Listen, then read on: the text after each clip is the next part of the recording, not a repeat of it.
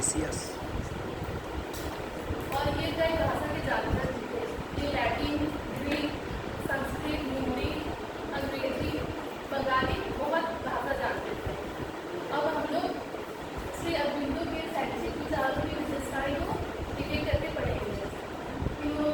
इनके शैक्षिक विचार से पूर्ण शिक्षा, दूसरा शिक्षक की भूमिका, तीसरा स्वतंत्र चिंतन और सृजनात्मकता, चौथा स्व अनुशासन, पांचवा आध्यात्मिकता का समावेश, छठा सामंजस्यपूर्ण विकास, सातवां राष्ट्र निर्माण और शिक्षा, आठवां परिस्थिति के अनुरूप शिक्षा। अब इसको हम लोग बारी बारी से एक एक करके देखते हैं। पहला इनका पॉइंट था पूर्ण शिक्षा, जिसको हम लोग इंटीग्रल एजुकेशन भी कहते हैं। श्री अरबिंदो का मानना था कि अगर कोई बालक है तो उसको केवल विज्ञानी ज्ञान ही नहीं मिलना चाहिए, बालक का ओवरऑल डेवलपमेंट होना चाहिए। इसके लिए बालक को पढ़ाई के साथ साथ खेल कूद में भी रुचि होना चाहिए। इसके लिए पहले जैसे पुराने ज़माने में तो पढ़ाई में महत्व दिया जाता था, लेकिन उन्होंने फिजिकल एजुकेशन को भी इम्पोर्टेंस दिया। फिर वो बालक के मेंटल शिक्षा को भी ज़्यादा महत्वपूर्ण देते थे।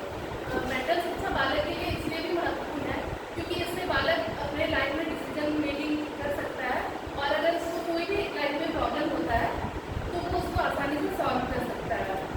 और बालक में नैतिक विकास भी होना चाहिए कि बालक को क्या पढ़ना है, क्या नहीं पढ़ना है, उसके लिए कौन सा कार्य सही है नहीं है, ये सब का भी बालक में ज्ञान होना चाहिए। दूसरा पॉइंट है शिक्षक की भूमिका। जैसे हम लोग जानते हैं कि शिक्षक मार्गदर्शक होते हैं, वो हम लोग को पढ़ाते हैं, ज्ञान हम लोग में ज्ञान की प्रकाश करते हैं। तो लेकिन शिक्षक को केवल ऐसा नहीं होना चाहिए कि वो मतलब बच्चे को जो समझाए नहीं, वो बच्चे में जो कमियां हैं उसको भी दूर करने का कोशिश करना चाहिए। और शिक्षक को बच्चे के जो कर्तव्य है उसके प्रति भी जागरूक करना चाहिए।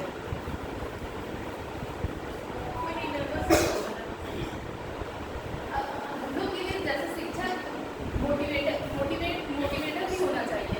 अगर कोई बच्चा लाइफ में सक्सेस नहीं हो रहा है तो टीचर को उसको मोटिवेट भी करना चाहिए। और एक अच्छे शिक्षक को हमेशा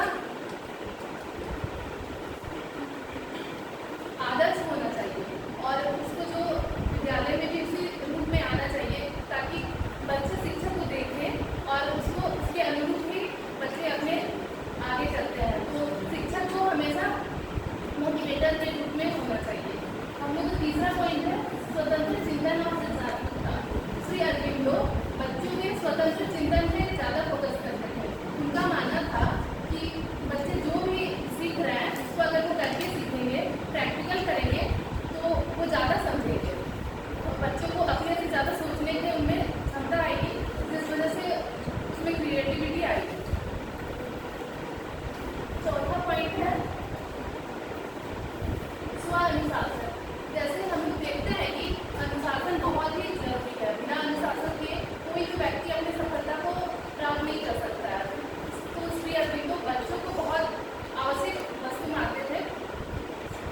तो उनका मानना था कि हर बच्चे में अलग अलग क्वालिटी होता है, तो किसी भी बच्चे को कोई अनुशासन मानने के लिए फोर्स नहीं करना चाहिए।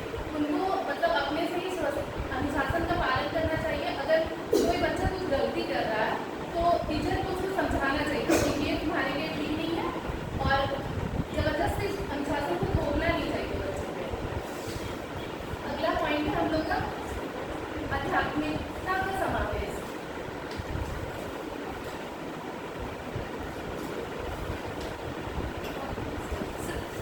श्री अरबिंदो के अनुसार मानव सोपान के 3 विकास है, जिसमें आनंद, जीत और सत्य। उनके अनुसार आनंद वह स्थिति है जिसमें व्यक्ति को न सुख का अनुभव होता है न दुख का, तो उसमें वो उसको किसी कोई चीज़ का टेंशन नहीं होता है। दूसरा